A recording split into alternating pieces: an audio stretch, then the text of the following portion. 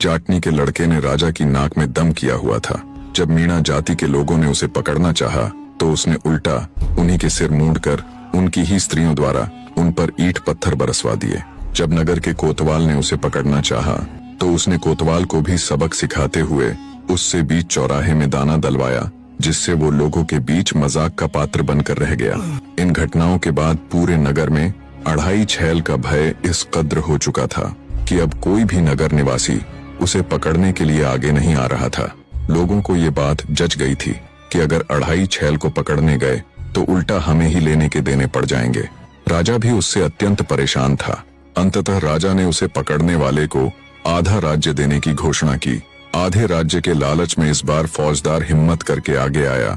बड़े ही विश्वास के साथ उसने राजा से कहा, होगा महाराज वो अढ़ाई छैल, पर अब तक उसका पाला मुझसे नहीं पड़ा है।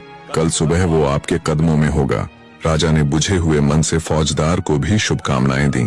इधर जाटनी के लड़के यानी अढ़ाई छैल ने बातों बातों में फिर से बूढ़ी मालिन के आगे वही बात छेड़ दी। क्यों री बूढ़ी माई, अब की बार किसने अढ़ाई छैल को पकड़ने का बीड़ा उठाया है?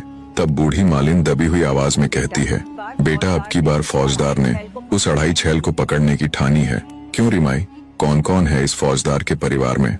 बुढ़िया बोली, बस 3 जन हैं, खुद फौजदार, उसकी पत्नी और उनकी बेटी, जिसे ब्याहे 12 साल बीत चुके हैं, पर उसका पति कभी उसे लेने के लिए नहीं लौटा। बड़े किस्मत के मारे हैं बेचारे। मालिन की बात सुन जाटनी का लड़का फौजदार को भी सबक सिखाने के लिए एक योजना बनाता है।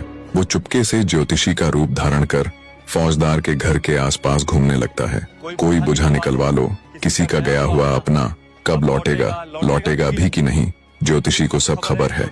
ये कहते हुए जब उसने 3-4 बार फौजदार के घर के आगे चक्कर लगाए तो फौजदार बाहर आया। उसने ज्योतिषी को अंदर बुला उसके आगे अपना दुखड़ा रोया। हे ज्योतिषी, मेरी बेटी की शादी को 12 वर्ष बीत चुके हैं, पर मेरा दामाद उसे लेने के लिए नहीं लौटा।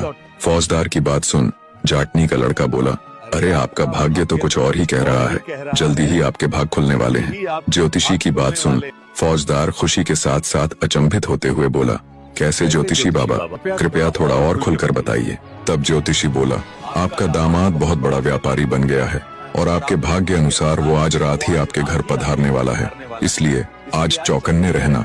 फौजदार बड़ा खुश हुआ। उसने ज्योतिषी को बहुत अच्छी भेंट देकर विदा किया। रात हुई तो जाटनी का लड़का एक व्यापारी का वेश धारण कर फौजदार के घर के आगे ये कहते हुए चक्कर लगाने लगा कि यही आसपास मेरी शादी हुई थी। पता नहीं कौन सा घर था।